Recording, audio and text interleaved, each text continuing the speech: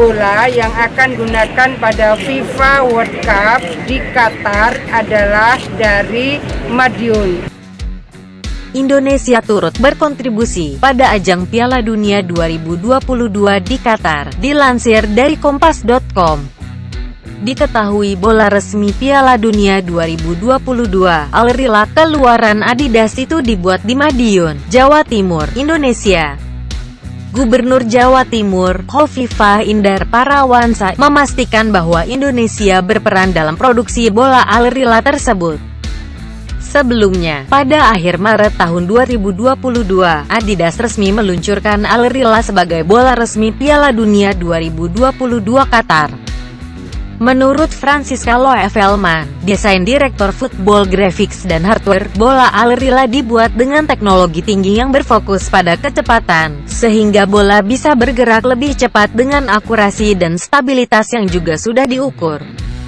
Ia menambahkan, untuk panggung global, bola Al Hilal merupakan sebuah inovasi radikal yang menciptakan bola Piala Dunia tercepat dan terakurat saat ini.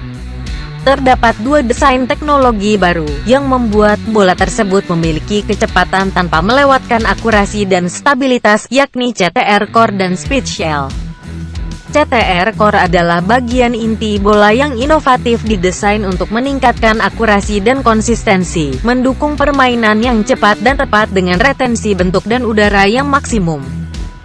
Speed Shell merupakan kulit poliuretane pada bola, yang memiliki tekstur mikro dan makro, serta dilengkapi dengan bentuk panel dengan 20 bagian terbaru, yang meningkatkan aerodinamika untuk meningkatkan akurasi, stabilitas dan tembakan yang tajam.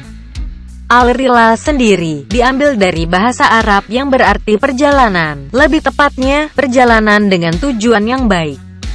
Desain Al Hilal tidak lepas dari ciri tuan rumah Qatar, yang di dalam desainnya terdapat 3 warna bendera, arsitektur unik dan perahu ikonik.